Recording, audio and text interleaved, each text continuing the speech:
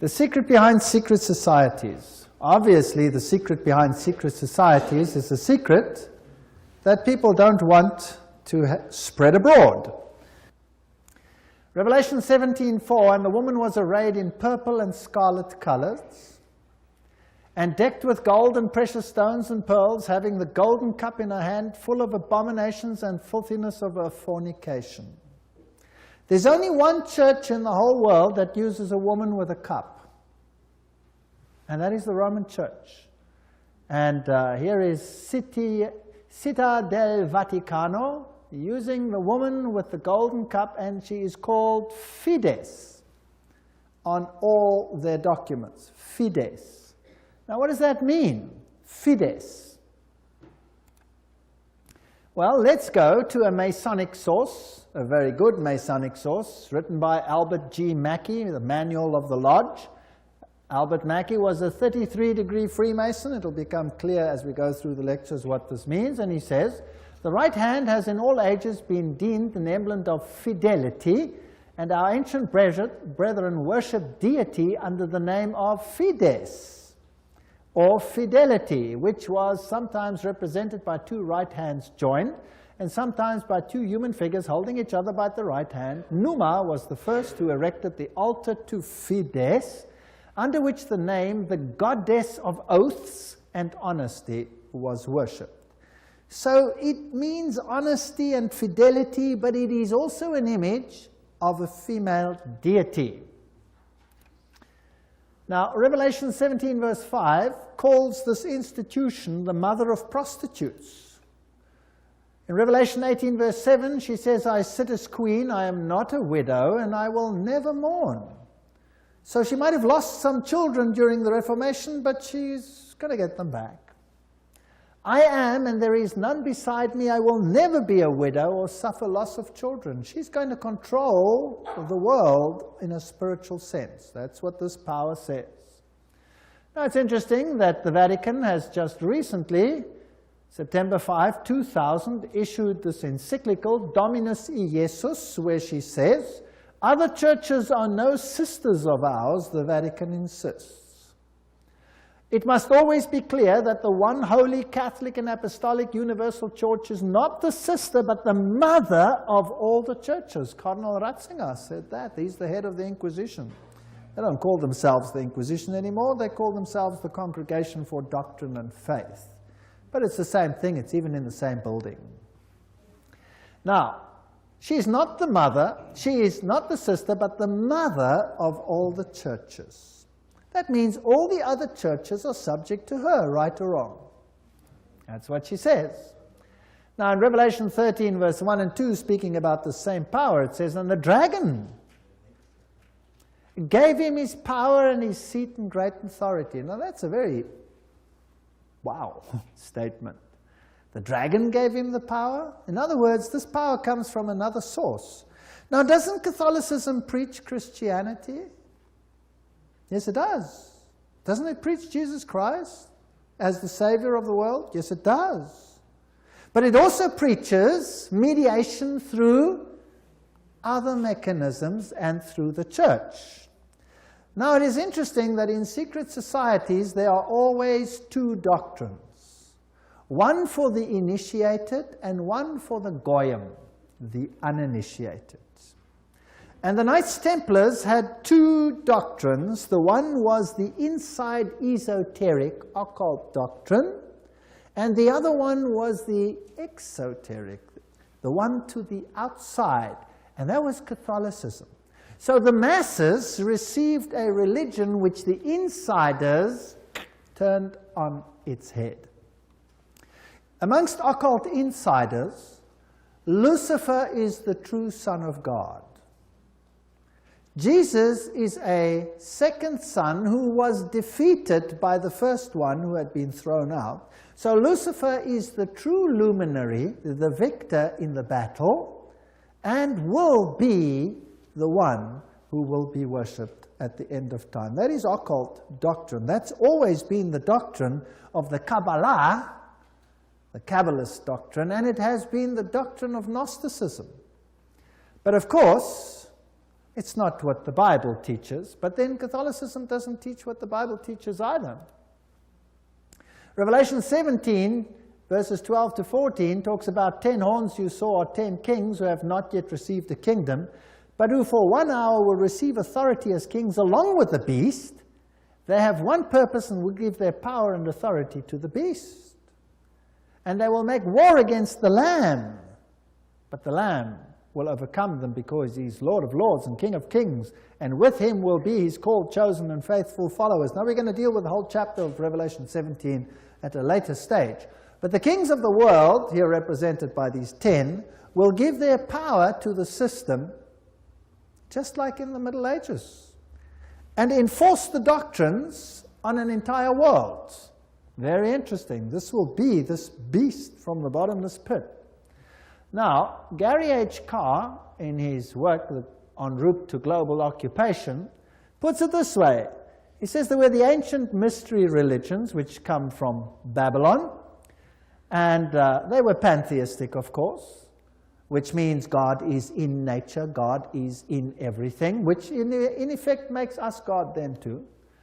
This was inculcated in Kabbalism, was taken over in the Christian era in what is called Gnosticism, and the Knights Templars were the inner secret core that had the ancient knowledge of the mystics. This was carried further through Rosicrucianism, Freemasonry, and the Illuminati, which, according to Gary Carr, controls Marxism, American European secret societies and political societies, international banking, and the World Council of Churches. Now that sounds very strange. Is the World Council of Churches controlled by Freemasonry? We'll have to look into that in some detail.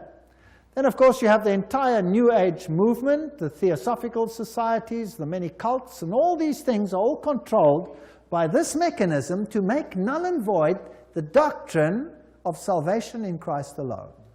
That will be the final battle. And in order to achieve this, this woman has concealed herself and has hid herself in a garb of Christianity, and people receive the Goyim doctrine and do not know what the inner core doctrine is. That is quite something. Well, if we look at 1 Chronicles 16, verse 26, for all the gods of the people are idols, but the Lord made the heavens, tells us that idolatry is quite something that's rife on the earth. And Nimrod, the Lord of heaven, Tammuz, the pagan Messiah, and Semiramis, the Queen of heaven, these find their origin in Babylon.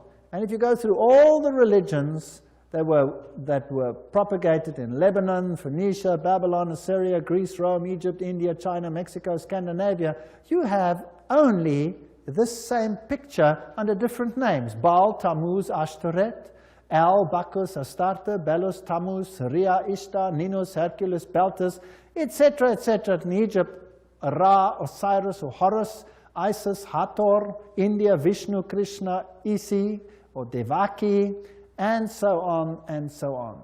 Now, Romanism, the Roman Church, has taken this Trinity and made it Father, Mother, Child, which means that they must elevate the female to the point of deity.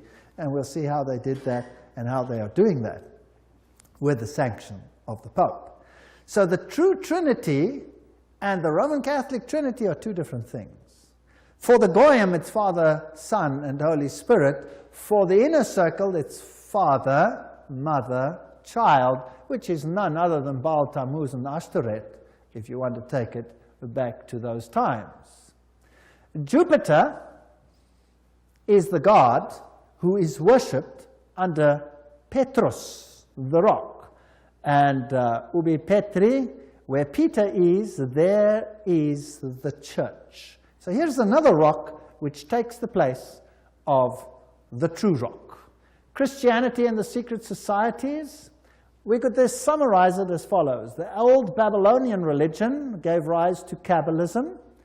Via the Essenes and others, Gnosticism came into existence, and Gnosticism was founded by Simon Magus. This comes from no other source than History de la Magie and by Eliphas Levi. Wow, that's a high Masonic source. So Gnosticism, founded by Simon Magus. Then this Gnosticism, with its secret doctrine, was eventually, over time, through many intermediary organizations, carried over to the Knights Templars. And the Knights Templars were a group of a Roman Catholic order, if you like, that were set over the temple site to protect it. And they had strong links to Islamic societies, the Ismailis, the Karmatites, the Fatimites, the Druzes, and the Assassins.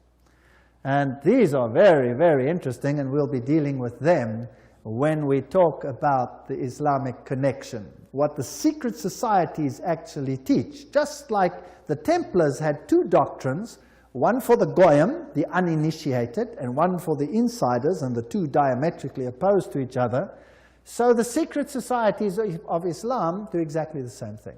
But that's another lecture. Now the Templars, they had their secret inner information inculcated in the Rosicrucians and the Jesuits. The Jesuits, again, formed and created Freemasonry. And Freemasonry was created as the Protestant arm of the Roman Catholic Church. Unbeknown to them, beguiled, fooled, if you like, into doing the work that Rome wanted them to do, so that Rome could sit in the background while Freemasonry did it for them. And then it wasn't them, it was them. And it was mainly Protestants that were doing it, and not Rome. Very clever. Very, very clever indeed. So now let's have a look at these Knights Templars. Here are some of the representations. This is Desmaloy, the founder of the, well, not the founder, but the leader at the time of its dissolution of the Knights Templars. This is what their dress looked like, if you like, and that is one of their symbols. It is a symbol that is used by many churches today. Did you know that? Many charismatic churches use that symbol. That's fascinating. And Jehovah's Witnesses use that symbol as well. We'll come to that in another lecture. Now let's have a look at what Nestor Webster, Secret Societies and Subversive Movements, has to say about the Templars. We're not going to read it all, but you can always, if you get the video, stop the quote. In the year 1118, 19 years after the First Crusade ended with the defeat of the Muslims, the capture of Antioch and Jerusalem, these groups were founded that were eventually established as the Templars, and they presented them with a house near the site of the Temple of Solomon, hence their name, Knights Templars. And they became very famous and a very powerful order which controlled all the finances, the financial world. They were the banking elite of the world, if you like. And then in the year 1128, the order was sanctioned by the Council of Troyes and by the Pope. It was a Roman Catholic order within the church. Now, some years later, October 13, 1307, this order was officially brought to an end by the King of France because it had come to light what they were doing, so it was said. The King of France, Philippe le Bel, had the Templars arrested, and the date was Friday the 13th, October 1307, and since that day, Friday the 13th is a day of bad luck for the entire world. And the charges brought against them were: the ceremony of initiation into the order was accomplished by insults to the cross and the denial of Christ and gross obscenities. Gross obscenities. There were all kinds of things reminiscent of Sodom that had to take place there.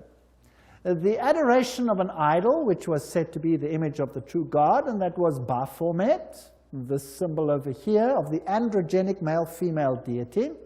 The omission of the words of the consecration of the Mass, the right that to lay chiefs amongst themselves, giving absolution, and authorization of unnatural vice. So they had to to curse the cross, trample upon Jesus, swear allegiance to Baphomet, and sanction this with unusual vice. That's a pretty serious crime in those days, so he was sentenced to death. But the order actually didn't disappear. The Pope was very reluctant to say that it was so. Masonic ritual includes references to the Knights Templars. For example here, Secret Societies and Subnervous Movements says, several knights who had set forth the rescue of the holy places of Palestine from the Saracens formed an association under the name of Freemasons, thus indicating that their principal desire was the reconstruction of the Temple of Solomon. And you hear a lot about the reconstruction of the Temple of Solomon today, and the story of Israel and all those interesting things. Now let's go a little bit into some of the history. I'm taking you to this beautiful palace. Where do you think it is? It's in Jerusalem. And it's Notre Dame Vatican. And this is where the Pope has his representation in Jerusalem. It's a palace for a king. There's the Vatican flag flying outside, and there's even a whole lane where you have some interesting papal artifacts. Now in Jerusalem, I went to look up the site of the Knights, and here is the Knights Palace, the Latin Patriarchate. This is where the Knights Templars originally had a site, and the Knights of the Papacy now control this area. This is their symbol that they use. That is also the Knight's shield, which is used by many religions today. The Rema Church uses that symbol, for example.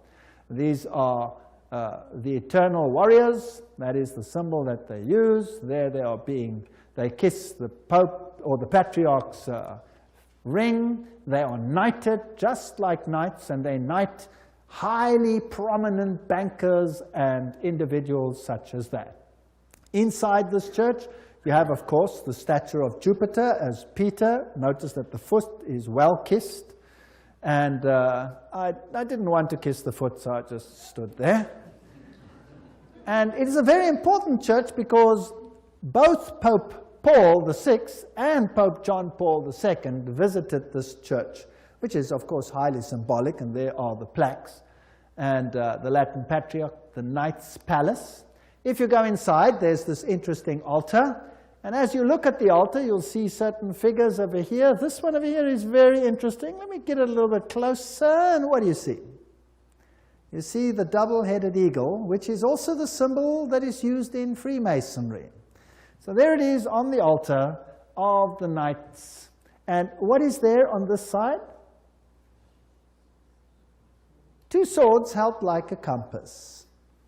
Fascinating. So there are many, many Masonic figures in here. The tail feathers and the feathers of the eagle, very reminiscent of what you have, for example, on the back of the dollar, and all those other interesting symbols of the circle with the triangle and the sun around it. And the inheritor of the Templar nuance are the Jesuits. Now, the Jesuits, of course, are the ones who behind the scenes control many things. They were founded on the 15th of August, 1534, by Ignatius Loyola and were sanctioned by the Pope on the 27th of September, 1540. So they were created, as it were, to stand against the Reformation. They were designed to destroy the Reformation.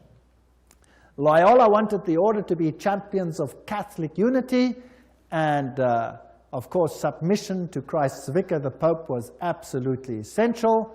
Here you have the institution of Loyola's organization by the Pope on this particular day, and there are some interesting analogies which we will find here. Here, for example, there is considerable analogy between Masonic and Jesuitic degrees. And the Jesuits also tread down the shoe and bear the knee because Ignatius Loyola thus presented himself at Rome and asked for the confirmation of the order. Now, who existed first? Freemasons or the Jesuits? The Jesuits existed first, of course. They were to obey as a corps, stare a cadaver. The reconstitutions repeat 500 times that one must see Christ in the person of the general, and even if God gave you a dog, you must obey him as though he were Jesus Christ himself. Loyola's statue in a Jesuit retreat, Loyola in vision, the Society of Jesus constituted in the Chapel Notre Dame, Notre-Dame, 1534, now the Chapel of the Sacred Heart in Paris. Many, many occult incrustations. And this is the famous Jesuit oath that each Jesuit makes when he becomes a Jesuit. Now, it'll tell us something about the character of the Jesuits. There it says, I, and he fills in his name, in the presence of God and all the saints and all these things, swear that His Holiness the Pope is Christ's vice-regent and is the true and only head of the Catholic Universal Church, etc. It also says here that this power was given by the Savior, Jesus Christ. He has power to dispose heretical kings, princes, states, commonwealths, governments, all being illegal without his sacred confirmation, and that they may safely be destroyed. So a Jesuit swears that if a government is not subject to Rome, it can be what? Destroyed. I further declare that I will help and assist and advise all or any of His Holiness's agents wherever I shall be, and do my utmost to extirpate the heretical Protestant or liberal doctrines. Liberal doctrines are doctrines where you decide what you believe. You take the liberty of making your own choice rather than allowing the Pope to do it for you. And that will be destroyed, and all their pretended powers. And that it doesn't matter where you send me in the world, I will obey. And I promise that I will have no opinion of my own. I will obey like a corpse. And I will make war, secretly or openly, against all heretics, Protestants, and liberals, as I am directed to do, to extirpate and exterminate them from the face of the whole earth.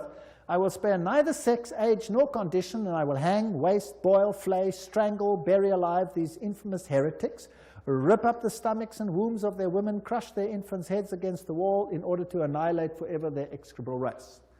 That's quite a nice Christian promise, would you agree? Very Christian promise. Did they do it? Well, the Valdenses, they smashed the children's heads against the rocks to make the parents rescind. In the Ottoman Empire, that's an interesting story, in Serbia and in all those East Bloc countries where they occupied, they took the children, threw them in the air, and caught them on the ends of their bayonets. They were nice people. Now you'll say, that was Islam, that wasn't Jesuits? Well, debatable. We'll talk about it another time. And if I cannot do it openly, I will do it secretly. So that is what a Jesuit swears.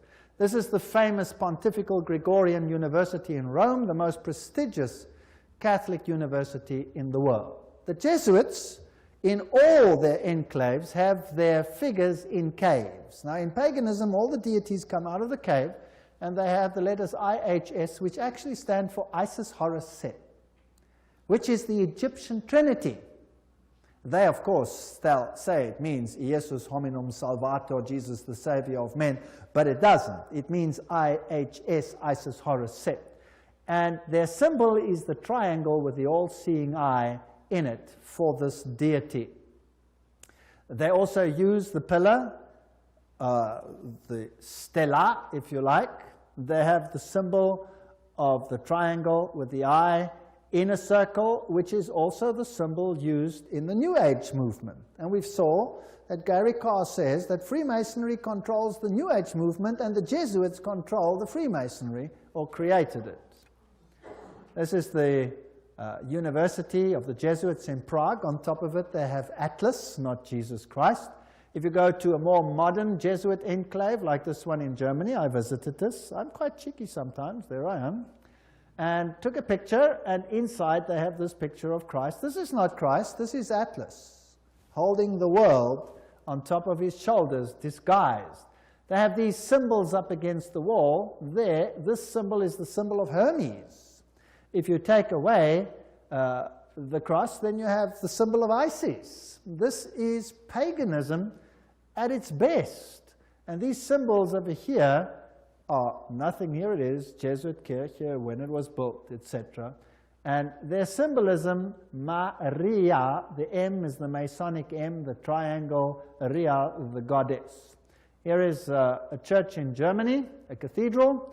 Inside you will see this circle with a cross in it, the crossed swords, symbol of all symbols used also in Freemasonry.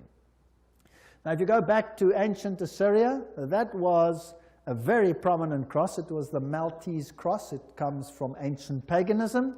They have the symbols of the star over here, 2 stars, one over the other, or 2 crosses, one over the other. They have the compass, they have the moon with a disc in it, or a star in it, which is the symbol that Islam uses, for example. They have the solar calendar and the triple crown. All of these are used by the papacy. Upside-down crosses represent victory over Christ. Hammers and compasses and sickles, these are symbols that are prevalent in the world. There's Jesus standing above the skull and crossbones, which is a symbol of Jupiter, the god Jupiter, who is a symbol, of course, who is Lucifer. Upside-down crosses again. This is a very important cathedral in Europe, in Germany, where all the political leaders come together. If you go there, you will have Janus, the 2-headed one. And then you have the statue, so-called, of David.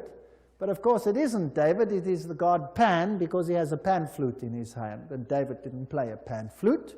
So I went to look for the dark side of Pan, because there's a light side and a dark side, and I found him. There he is, the hoofed one in the same cathedral. So they hide their occult symbolism. If you enter into the hallway, you find this over here. This is the god Anubis. It's got nothing to do with Christianity. There you have him as well, plus you have the phoenix rising from the ashes, plus you have the symbol of Jupiter, and a whole host of other symbols over there. And in their side chapel, you have all the signs of the zodiac serving the various deities like Mars and Aquarius, etc. And the doorknob is a yin-yang. This has nothing to do with Christianity.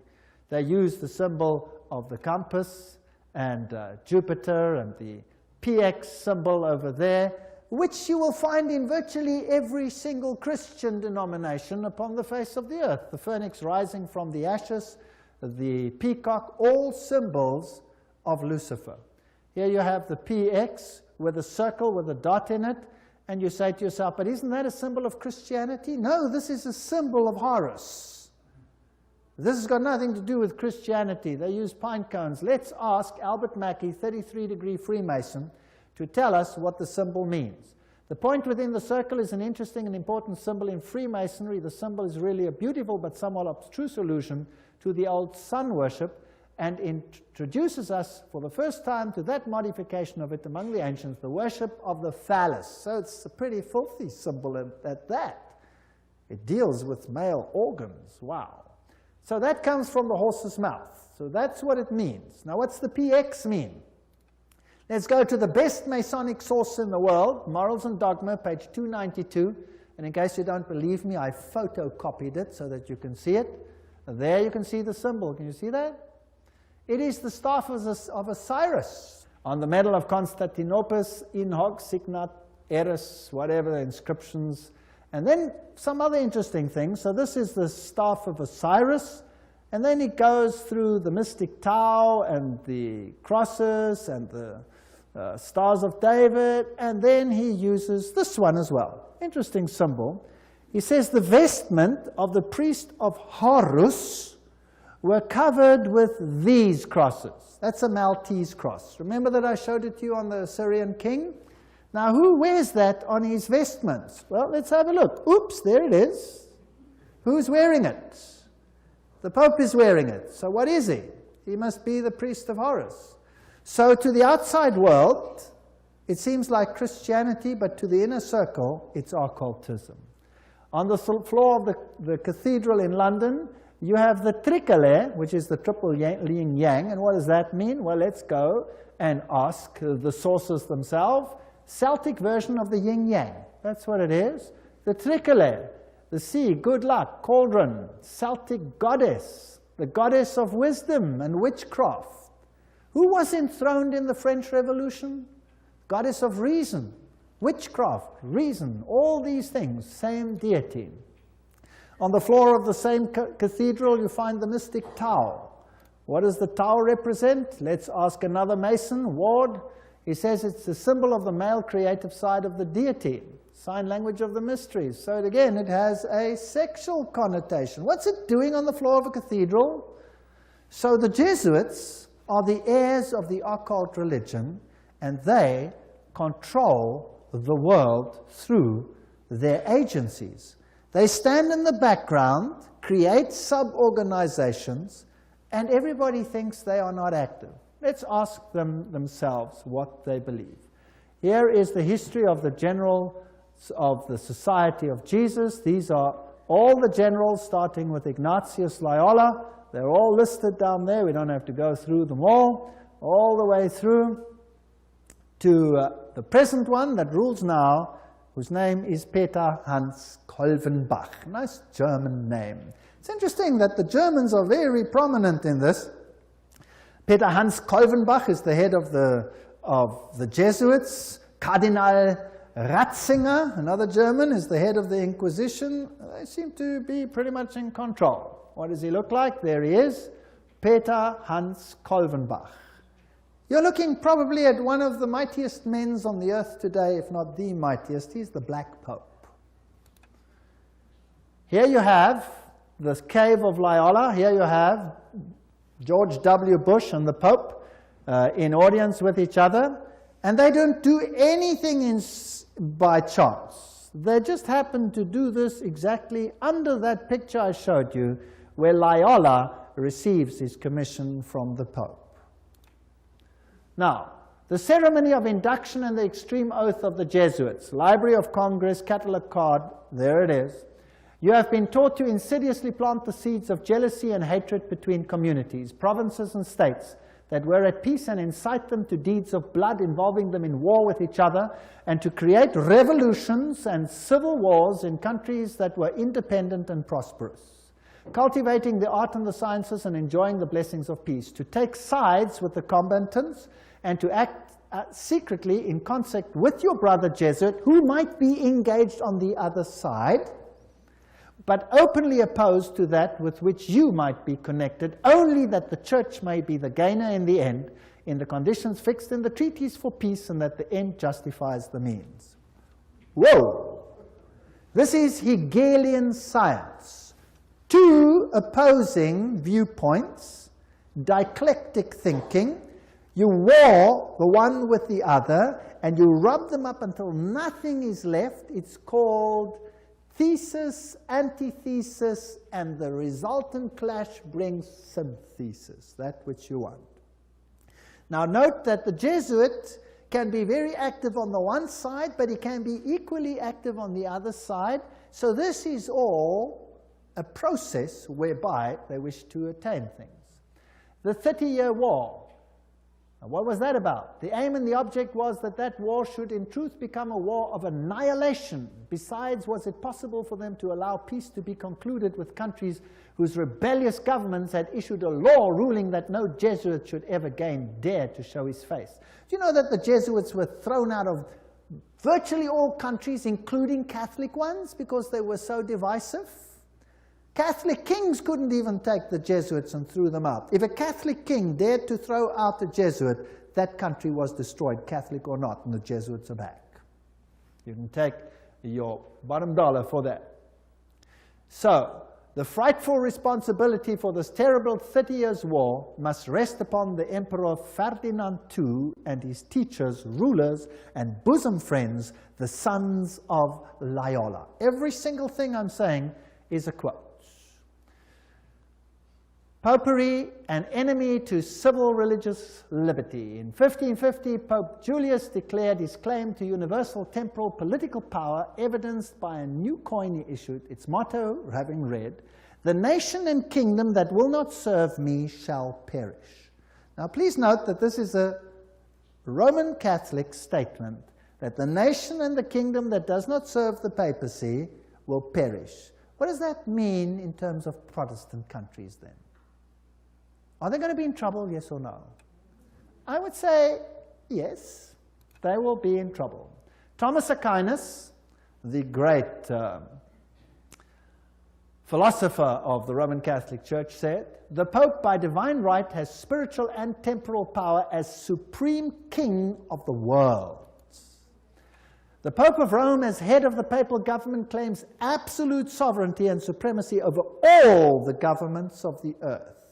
All the governments. All these quotes are highly potent quotes. There is nothing mediocre in these quotes, and they come from the highest sources. The right of deposing kings is inherent in the supreme sovereignty which the popes as vice-regent of Christ exercise over all Christian nations. Cardinal Henry Manning, 1892, he was Archbishop of Westminster. So, he is in control of all nations of the world. Now, it's interesting that the Bible tells us that these words were put on the Christ's cross at the crucifixion. Jesus of Nazareth, the King of the Jews. You read that in John 19:19. But the Roman Catholic crucifix has the words "INRI" written on it. Now, if you look it up in Webster's dictionary, it means Jesus Nazarenos Rex Iuderum. But in the extreme oath of the Jesuits, "INRI" means something totally different. It means "Iustum necare reges impios," which means it is just to exterminate or annihilate impious or heretical kings, governments, or rulers. That's an interesting point. Now, another thing that they want to do is destroy Protestantism. We cherish at the bottom of our hearts this principle that whatever does not unite with us must be annihilated. And we hold ourselves ready to make, as soon as we shall have the means, an energetic application of these principles. Protestantism is already wearing out and sinking to decay. Yes, we are destined to insult its last agonies, to march over its broken skeleton and scattered bones. Oh, let us hasten this dissolution by our strong and united efforts. Then already, they wrote, Protestantism is becoming decomposed, and we are gaining men of note. This is extracts from The Secret Plan. Those are the worst of the Catholics, the Inquisitors, the Jesuits. They are simply the Romish army for the earthly sovereignty of the world in the future, with the Pontiff of Rome for emperor. Something like a universal serfdom with them as master is what is being planned. That's all they stand for. They don't even believe in God, perhaps, the brothers Karamazov. All these quotes. The general of the Jesuits insists on being master sovereign over sovereigns. Wherever the Jesuits are admitted, they will be master, cost what it may. The society is by nature dictatorial, and therefore it is the irreconcilable enemy of all constituted authority. 50 Years in the Church of Rome, written by Father Chenikin. Ignatius Loyola says himself, the power of the general will be so unlimited that should he deem it necessary for the honor of God, he shall even be able to send back, or in another direction, those who have come direct from the popes. So this is a powerful order. Friedrich von Hartenberg said, never before in the course of the world's history has such a society appeared. The old Roman Senate itself did not lay schemes for world domination with greater certainty of success.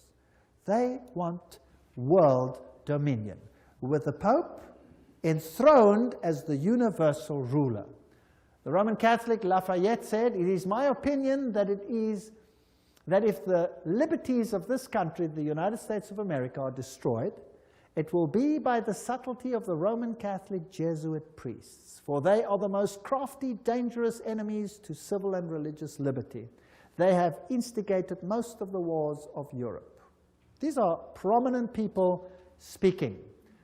Morse, he's the founder of the Morse Code, the inventor of the Morse Code. He said, and who are these agents? They are, for the most part, Jesuits. An ecclesiastical order proverbial through the world for cunning, duplicity, and total want of moral principle, an order so skilled in all the arts of deception that even in Catholic countries, in Italy itself, it became intolerable and the people required its suppression.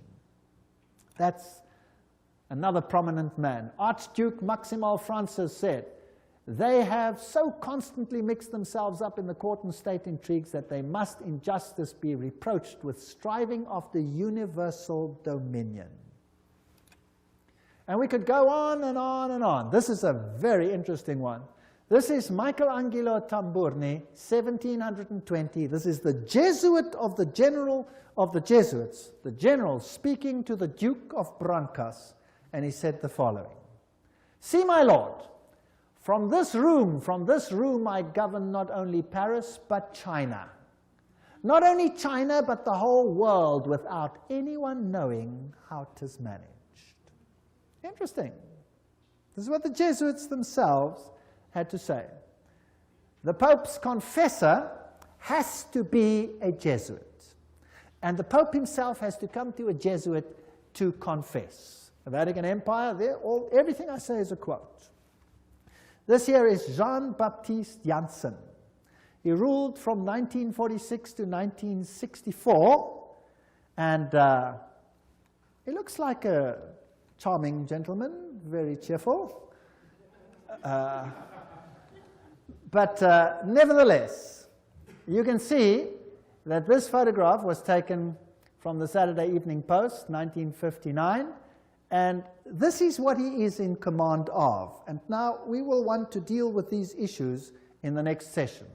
He controls the following secret societies: the Sovereign Military Order of Malta, so he is in control of the Knights of Malta; the Scottish Rite Shrine of Freemasonry; the Order of the Illuminati; the Knights of Columbus; the Knights of the Ku Klux Klan; B'nai B'rith, the Nation of Islam and its private army called the Fruit of Islam; the Mafia Commission, Opus Dei, along with a host of lesser brotherhoods. So each one of those secret societies is controlled by the Jesuits. Persecution of the Catholic Church in Germany has been directed only against those elements which did not entirely submit to the ever-increasing centralization of authority in church and state. So sometimes it looks as if even the Catholics are suffering, but only those Catholic groups that are not totally submissive to this system will be subjugated. Some Catholic orders were actually opposed to the Jesuits. They were killed, they were wiped out. In the French Revolution, the Dominicans had taken over the Inquisition from the Jesuits. Boom, they were zapped. And the Jesuits took it back. Its objective was, and is still, to destroy the effects of the Reformation and to re-establish the Holy Roman Empire of the German nation. A greater Germany, in other words, must be made again the center of a revived Holy Roman Empire. Leo H. Lehman, 1942, an American historian, said that. Isn't it fascinating that the Russian president, or a Russian president, let me put it that way, and many political leaders have given the assurance that Germany will once again play a greater role in the new Europe today. Isn't it also fascinating that it was a Jesuit priest, Father Stempfler, and not Hitler, who wrote Mein Kampf? In fact, you can read it on Mein Kampf itself. Now, the SS used this symbol of the skull and crossbones. What was that a symbol of? Do you remember? It was the symbol of Jupiter, the god Jupiter, the god of death. It's also the symbol of Osiris, who was the god of death. Anubis is just another form of Osiris. He is the god of death. He's the god of the dead. But Jesus says, I am the God of the living. I am not the God of the dead. I'd rather serve the God of the living. The SS was organized by Himmler according to Jesuit order principles. The rules of service, spiritual exercises prescribed by Ignatius Loyola constituted a model which Himmler strove carefully to copy. Absolute obedience was the supreme rule. Every order had to be executed without comment. Every single statement is being read from a reputable source. Again, in that wonderful book, The Great Controversy, we get an idea of the Jesuits. Throughout Christendom, Protestantism was menaced by formidable foes. The first triumphs of the Reformation passed, Rome summoned new forces hoping to accomplish its destruction. At this time, the order of the Jesuits was created. Notice what this quote says. The most cruel, unscrupulous, and powerful of all the champions of popery, cut off from every earthly tie and human interest, dead to the claims of natural affection, reason, and conscience, wholly silenced, they knew no rule, no tie, but that to their order, and no duty but to extend its power. We don't have to read the whole quote, but they made it their business to destroy Protestantism. The Jesuit order therefore stands before us as the embodiment of a system which aims at temporal political domination, and that over the whole world. You will say to me, surely China will not be subject? Well, we already read a quote by the Jesuit general himself where he says he controls China. Who controls communism? The Jesuits created it, and therefore they controlled it. They practiced it in their South American examples where they practiced it before they instituted it. Very interesting. This is Count von Hernsbruch, 1911, German noble and ex-Jesuit, who says this very thing. At what then do the Jesuits aim? According to them, they seek the greater glory of God, but if you examine the facts, you will find they aim at universal dominion alone. It is they who rule the world. One quote after the other. Moreover, the Pope has thousands of secret agents worldwide. They include the Jesuits, the Knights of Columbus, the Knights of Malta, Opus Dei, and others. The Vatican's intelligence service and its field resources are second to none. Even Dave Hunt, American Baptist historian, says that. So, let's have a look at some of these institutions. Let's have a look at Freemasons. The Grand Design Exposed says, the truth is the Jesuits of Rome have perfected Freemasonry to be their most magnificent and effective tool, accomplishing their purposes among Protestants. Now surely the members of Freemasonry themselves must be deceived, because if they saw it, they wouldn't do it, right? So actually, the order is being used and they themselves are deceived. And only within the order, higher up, are those chosen ones who know, and they are controlled by the Jesuits for Rome. Very clever. Very clever to make Protestantism do what you cannot do openly because you have been fingered by Protestantism as the Antichrist. So this is very interesting. This is a Templar fortress and a church on the island Mallorca, Spain. And there again you have the double-headed eagle, and you can go to virtually any church on that island and you will find the double-headed eagle over the altars of these churches. As I've said, Adam Weishaupt was the father of Jacobinism, and he is the one who is also the founder of the Illuminati. From the Jesuit college at Ingolstadt, it is said to have issued the sect known as the Illuminati of Bavaria, founded by Adam Weishaupt. Its nominal founder, however, seems to have played a subordinate, though conspicuous role in the organization of the sect. You see, again, they use a front and a front and a front. Now, here are two Jesuit generals. This one over here is General Ricci, and this is General Ledochowski.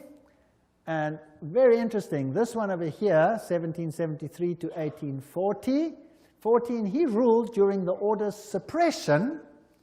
Now notice this, the Vatican itself suppressed the Jesuits, between 1773 and 1814. What happened to the Vatican in that time? There was a mortal wound, and the Pope was taken into exile and he died. Isn't that correct? So who gave the mortal wound to the papacy? The own order in the own church. Power struggle. And he created, in his time, the Illuminati was created through Weishaupt, and, of course, is also the father of modern communism, who with his Jacobins conducted the French Revolution. Years later, Jesuit General Ledochowski with his Bolsheviks conducted the Russian Revolution in 1917, and it's identical to the other revolution. And I will deal with that when I give a lecture on revolutions and wars and dictators later in the series. France's greatest authority on the Jesuits, Edmond Paris, said, "The Russian Revolution, by eliminating the Tsar, protector of the Orthodox Church, had it not decapitated the great rival and helped the penetration of the Roman Church? We must strike while the iron is hot." The famous Russicum, Russian College of Rome, is created in 1929, and its clandestine missionaries will take the good news to its schismatic country. 1 century after their expulsion by Tsar Alexander I, the Jesuits will again undertake the conquest of the Slav world. And did the poor Slavic world suffer? They were slaughtered by the millions. History will show what happened there when Stalin, probably one of the greatest mass murderers of all time, did his thing. Frederick the Great, so-called, of Prussia, caused the high degrees of Masonic constitutions of the ancient rite to be revived, and he himself wrote the constitutions under the guide of the Jesuit general. Encyclopedia of Freemasonry, Albert G. Mackey says that himself. Very interesting. And now notice this. This is a source that's unbelievable. This is Isis Unveiled by Blavatsky herself, the author of Secret Doctrine. She says that the rites are the offspring of the sons of Ignatius Loyola. The Scottish Rite and all of these worked under the instructions from the general of the Jesuits. So who controls Freemasonry? The Jesuits, there's no doubt about it. Here, we have confirmed the induction of the Knights Templar Mason into the councils of the said order of knighthood, and hoping in confiding that he will ever be so demean himself as to conduct to the glory of IHS, the most holy and almighty God, and to the honor of the mark we do recommend. There's a ritual in Freemasonry which is totally Jesuit. So the Jesuits control Freemasonry. Here's a Freemason temple, if you like. It's in Oklahoma. There is IHS. This is a Freemason temple. It's a lodge. There is IHS in it. There are still old ladies, male and female, about the country who will tell you with grim gravity that if you trace up Masonry through all its orders till you come to the grand tip-top head Mason of the world, you will discover that the dread individual and the chief of the Society of Jesus are one and the same person. James Patron, American historian. There are many that say these things. Knights of Malta. The Freemasons are in the foreground, while the Jesuits and the Knights of Malta are in the background. The Jesuits control even the Knights of Malta. Now, who are they? Well, they are headquartered in Rome, these knights. They used to be on an island, but besides that, they used to be a military order. They are still a military order. They are knights. They control the banking of the world, the industry of military complexes of the world. They oversee Chase Manhattan Bank with all its branches. They rule all the intelligence communities, the KGB, the CIA, and all of these things to restore the Dark Ages. Everything I'm saying is a quote. I'm saying nothing. Don't accuse me of saying anything. I'm just reading. Who are they? Well, here's the head of the Knights of Malta at the moment in America. This, well, he's dead now. This is Francis Joseph Cardinal Spellman, Cardinals of New York. And their headquarters is St. Patrick's Cathedral, the diocese of the Archbishop of New York. There are the various ones. Here's Terence Cardinal Cook. Then was Cardinal O'Connor, and currently Cardinal Archbishop of New York, Edward M. Egan. Now let's have a look who the members of the Knights of Malta are. That should be interesting. Some past, some present. General Alavena, George Anderson, Angleton, Azru, Bertie, Bobs, Bonaparte. Does that name ring a bell? Borges, Bradley, Brady, Pat Buchanan. Does that name ring a bell? James Buckley, Prescott Bush, does that ring a bell? Frank Capra, William Casey, does that ring a bell? CIA, Cisnero, Cooks, Coughlin, Loach, Giscard d'Estaing, does that ring a bell? President of France, Bill Donovan, Alan Dulles, Avery Dulles, Edward Egan, that's of course the Cardinal himself, Franz Egon, John Farrell, Flanagan, Flynn, Gelly, Galen, Gorman, Grace, General Alexander Haig, does that ring a bell? Otto von Habsburg, wow. Conrad Hilton, Heinrich Himmler, he was Knights of Malta. J. Edgar Hoover, FBI, CIA fame. Joseph Kennedy, Ted Kennedy, Larkin, Lehman, Lorenzo, Luce, Henry Luce, founder of all the great magazines and Time magazine and all of them. Great publishing magnate, MacDonald, Manhattan, you name them, all of them, O'Neill, Otis, Franz von Papen, the legate who worked with Adolf Hitler, Perón, Rocco, the list goes on and on and on, Frank Shakespeare, Martin Shea, even Frank Sinatra was a Knight of Malta, for interest's sake. So there are prominent men who are Knights of Malta. Now, what about the Knights of Columbus? The founder of the Knights of Columbus is Father Michael McGivney. He lived a very short time, and then he died. He was very young. He died at the age of 38. There is their emblem, and this is their official home webpage. You can just take it straight off, and you can see something fascinating. What is that? Hello? Do you remember what it is? A little bundle of rods that you also found in the French Revolution, right there in the Manifest of Human Rights. What is it? Fasciae. And they've got a wreath around them. What does that mean? All power in one man.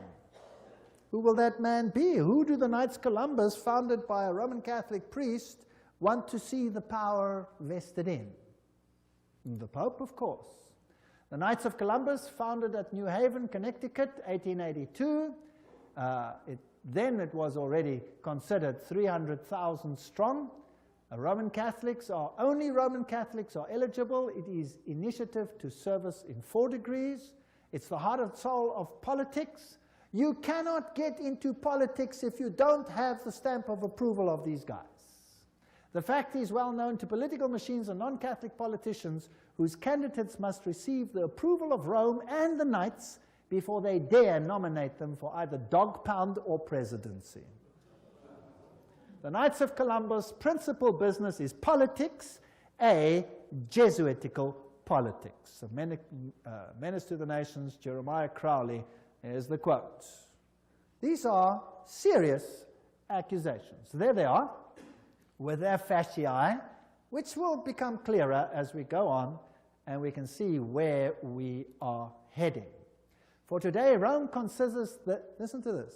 Today, Rome considers the fascist regime the nearest to its dogmas and interests.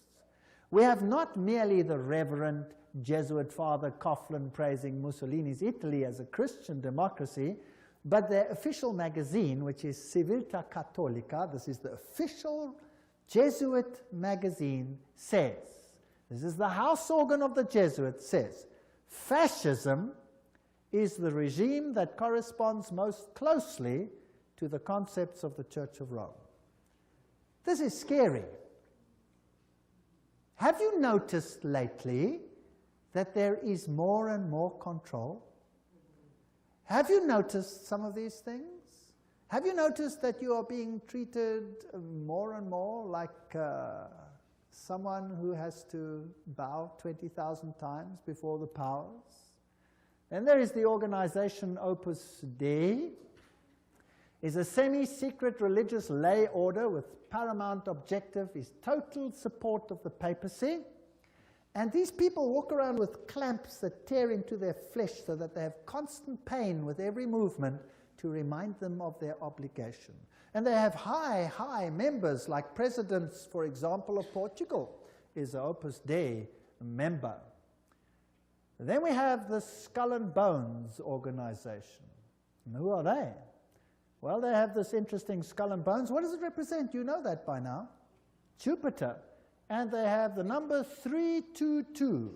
If you look up Genesis chapter 3, verse 22, you will find, now man has become as like one of us, knowing good and evil, raising man to the level of deity. This is Yale University, the place where they are. Now let's consult one of the greatest authorities on skull and bones. That is Anthony Sutton. Let's ask him who he is. Educated at the Universities of London, Göttingen, California, former research fellow at the Hoover Institute, Stanford University, as well as economics professor of California State University. He had the guts to speak out and write a book, and it cost him dearly. But nevertheless, let's quote him. There is the book, Anthony Sutton, America's Secret Establishment, an Introduction to the Order of Skull and Bones. So that I don't say it, let's quote it. Skull and Bones, it's over, it's Bush. Bush won the election. Let's watch this video. Yale University, the scions of America's first families confess their sexual exploits from a gruesome coffin. In a smoke-filled room, a handful of power brokers manipulate the global economy. These are the purported activities of some of America's secret societies, groups with names like Bilderberg, Skull and Bones, and the Trilateral Commission. The Skull and Bones Society is founded in 1832 by 15 seniors at Yale University in New Haven, Connecticut. They establish a secret society with rules and rituals that remain unchanged to this day. The Skull and Bones initiation ceremony is said to be held in April in the tomb's basement. One distinguished member serves as master of ceremonies. Once enrobed, he is known as Uncle Toby. The shortest senior is appointed Little Devil and dons a satanic costume. A bonesman with a deep voice is dressed as Don Quixote. Another is dressed as the college's founder, Elihu Yale. Still another is given papal vestments. It would all be funny if it weren't for the fact that among the former bonesmen are 3 presidents: William Howard Taft, George Bush, George W. Bush, numerous senators and ambassadors, industrialists like William Whitney, CIA agents, State Department officials, and publishing magnate Henry Luce. Absolute secrecy is also required. In his 1999 autobiography, George W. Bush devotes just one sentence to his membership in Skull and Bones. Quote, "My senior year, I joined Skull and Bones, a secret society so secret, I can't say anything more." The secrecy, according to some researchers, is there to protect the fact that Skull and Bones funnels its initiates into positions of power and influence. The best-known bonesman is ex-President George Bush, who, according to tradition, is supposed to avoid admitting he's a member. Mr. President, are you a member of Skull and Bones? American Journal got a similar response when we recently asked George Bush Jr., the governor of Texas, about his membership. Does it still exist? The thing is so secret, I'm not even sure it still exists. Okay, so you'll see that George W. Bush is a member. They lie in a coffin. They bow down before a papal figure, swear allegiance. They do all kinds of weird sexual things in a coffin, which I'm not going to explain what they do here. It's pretty vile. And these are the presidents of the most powerful countries in the world, and they belong to secret societies such as this. The order, what it is and how it began. Those on the inside know it as the order. Others have known it for more than 150 years as Chapter 322 of a German secret society. That is very important. In fact, this was discovered when they broke in and stole some of the papers at that institution. It is officially known as the Russell Trust of 1856, or as the Brotherhood of Death, because they serve the god of death, who happens to be Anubis, if you like, Osiris, if you like, or Jupiter. The American chapter of the German order was founded in 1833 at Yale University by General William Huntington Russell. And Taft, the only man to be both President and Chief Justice of the United States. Interesting. Now, the German order, what does this actually mean?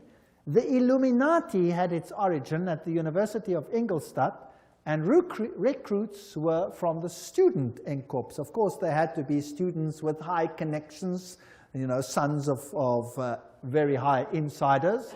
The order had its origin in Yale in 1833, but Skull and Bones is a chapter of a German secret society. So, which organization does it represent? Active members have enough influence to push their sons and relatives into the order, and there's significant intermarriage amongst the families, and they fall into major categories, two major categories. We find the old line American families, second families who occupy great wealth. When he's initiated into the order, he says, tonight he will die to the world and be born again into the order, as he will henceforth refer to it. The order is a world unto itself, in which he will have a new name, and 14 new blood brothers also with new names. Now, there's also a British chapter which was established at Oxford University and All Souls College, and the British element is called the Group. So the Skull and Bones is not the only one. You have the Group, and then you have a European order as well. So the Group links to the Jewish equivalent through the Rothschilds, the Inner Circle, and so there is a worldwide secret organization which has the highest individual in industry, government, all facets of life. And they actually are the most prominent rulers in the world today. And if they are a chapter of a German society, then they are the Illuminati. And George W. Bush said that there are 1,000 points of light illuminating the world at the moment. It's interesting that the order writes many constitutions. The members write constitutions. For example, Archibald MacLeish, who is a member of Skull and Bones, or was, he wrote the constitution of UNESCO. Now, we're going to have to deal with UNESCO and find out what it's about. Churches, the Union Theological Seminary is under the control of Skull and Bones. A very interesting seminary. We'll deal with these in more detail in another lecture. Major establishment of law firms, communications and industry, the Federal Reserve, and all of these are controlled by the order. This is how Chapter 322 operates. There's a central inner core. Notice that this is actually the all-seeing eye, the wedge of the eye, but that's something else. There's an inner core, there's an inner circle, there's an outer circle, there's an Atlantic Circle, the Bohemian Club, notice there, Bohemian Club, part of Skull and Bones. Pilgrim Society, Penumbra Order, Chapter 322 of the Order, the Trilateral Commission. That's how it's put together. You could basically put it this way: Council of Foreign Relations, United Nations, Bilderberg's, Club of Rome, Royal Institute of International Affairs, and the Trilateral Commission, with the Illuminati controlling everything on the inside, forming basically the Round Table. Now, you saw that the Bohemian Club is part and parcel of the issue. Now, what is this Bohemian Club? Well, here's the Bohemian Grove.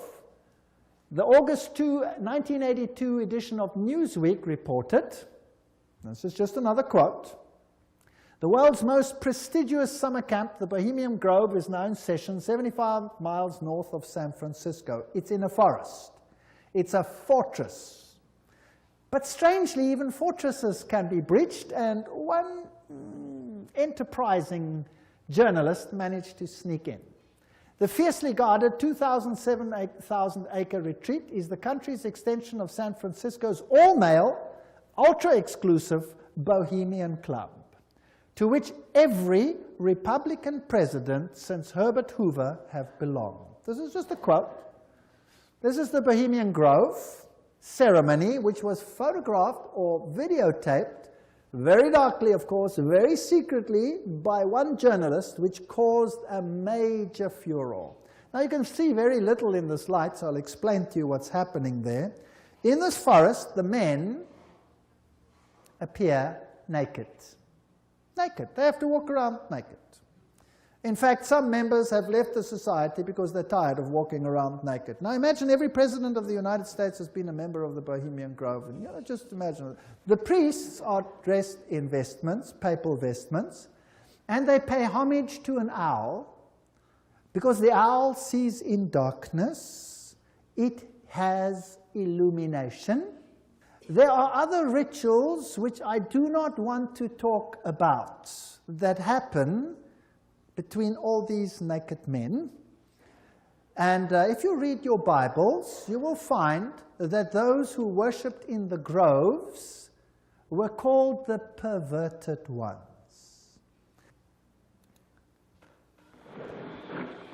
There's the papal vestment. Is in his leafy temple. Let all within the grove be reverent before him.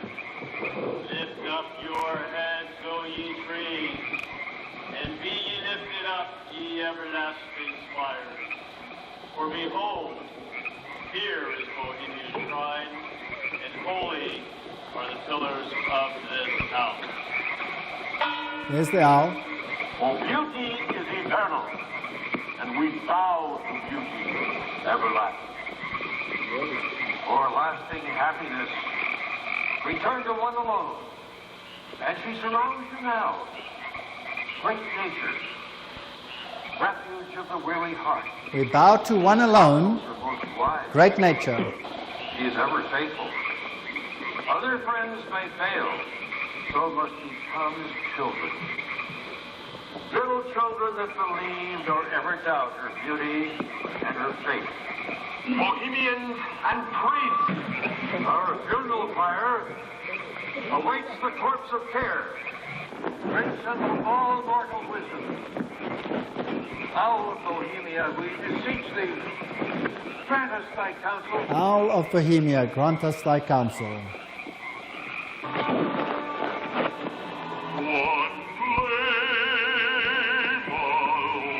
Now that's just a part of the ritual, which shows that it is nature worship. It is condemned in the Bible, and yet, who are the members? Let's continue. This is an article in Mother Jones, August 1981, volume 6, page 28, and reports who the prominent members were. For example, George P. Schultz, Stephen Batchelor, Gerald Ford, Henry Kissinger, William Buckley. Can you imagine them all walking around naked, worshipping a stupid owl? I mean, that's so pathetic. Fred Hartley, Griffin, Haywood, Coors, Teller, Ronald Reagan, Clausen, George Bush, William French Smith, etc., etc., etc. It is pathetic. Modus operandi of the order. The activities of the order are directed towards changing our society, changing the world, to bring about a new world order. This will be a planned order with heavily restricted individual freedom. That's fascism. And I will show you the papal encyclicals that will make your hair stand on edge as to what is going to happen all over the world. And believe me, I live in a country where it's being implemented. And you can see it happening every single day. It is scary. But you don't have to be afraid if you know why it's happening. If you do not know why it is happening, you will despair, and there are thousands who are putting bullets through their head because they cannot tolerate it. 4,000 farmers driven off the land and murdered in my country alone. They lose everything, they lose hope, they put bullets through their heads, they wipe out their entire families because it's better for them to die than to live with it. And you know what? You give a lecture like this and you show what's behind it and why it's behind it, and guess what? They get hope. Because they see it's not just them and not something they don't understand. Once they start understanding the bigger picture, they gain hope. And they say, wow, so it's not really the end for us, because this is simply the sign that Jesus is coming soon. And there will be a better kingdom. Let us give our lives to Jesus Christ, because this world has nothing to offer. And they get hope. No constitutional protection if you go against it. They control education. I'll show you how in the lectures. Money, law, politics, economy, history, psychology, philanthropy, medicine, religion, media. There is nothing that they do not control. And remember, they are neither left nor are they right. So if there are right-wing parties and left-wing parties, they control them what? Both. That's the Hegelian principle. That's Hegelian logic. Remember that both Marx and Hitler, the extremes of left and right, presented as textbook enemies, evolved out of the same philosophical system, Hegelianism, that brings screams of intellectual anguish from Marxists and Nazis. Remember that the Jesuits were told that they must serve on this side and the other side. Remember that?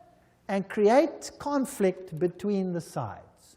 This conflict of opposites is essential to bring about the change that they want. Today, this process can be identified in the literature of the Trilateral Commission, for example, where change is promoted under conflict management. Have you heard that name before? Right, conflict is essential. The state is absolute, so the state must have total control. That means the people must relinquish their rights to the state. Do you see that happening in the United States at the moment? Absolutely. So the state requires complete obedience. An individual does not exist for himself in these so-called organic systems, but only to perform a role in the operation of the state. That's exactly what it was like under Nazism. Here's Hegel. The two, Hegel and Kant, are the philosophers behind the system. I was stunned. I was in Europe 4 weeks ago, in Germany, and the leaders, the presidents of Germany, went down and put down wreaths in front of these people's graves and said, their philosophy has made the new Europe possible. They honored them. What a terrible, I would almost say satanic, well, why not just say it, philosophy. The Illuminati principle that the end justifies the means is also the principle of the group and the order, which is skull and bones. That means you can do anything, no matter how dastardly, as long as you achieve your aim. There's an outer circle, an inner core, all of these. Council of Foreign Relations is the outer circle, Trilateral Commission, all of those. Trilateral Commission was founded by David Rockefeller, comprises 200 members worldwide. The Bundy operation, activism towards a new world global order. George W. Bush, who was a member of Skull and Bones, remember, says that it's a big idea, a new world order where diverse nations are drawn together in a common cause. Only the United States has both the moral standing and the means to back it up. So do you think they're trying to get all the countries of the world to come into this system, yes or no? Do you think it's possible that they are giving their power to a woman who rides them?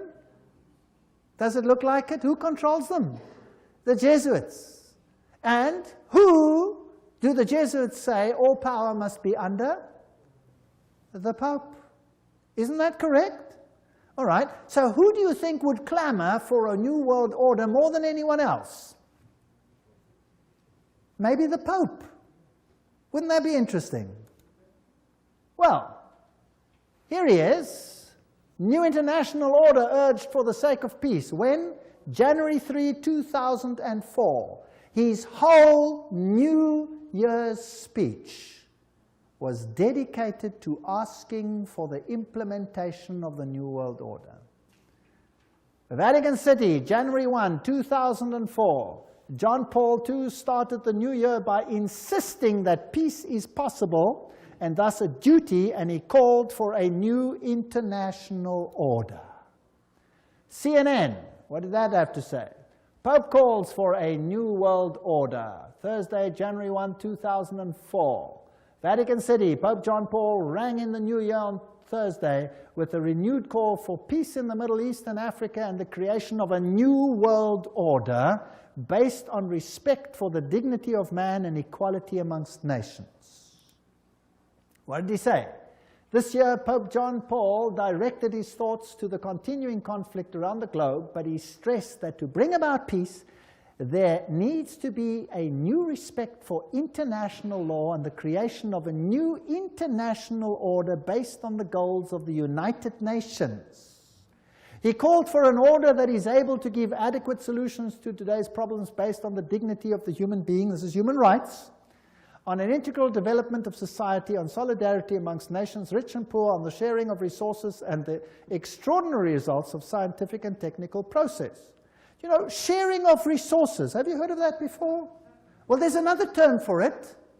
It's called redistribution of wealth. Have you heard of that before? Right, now let me redefine that for you. To redistribute wealth means to take the wealth from the one who has it and give it to one who has not got it. Is that correct?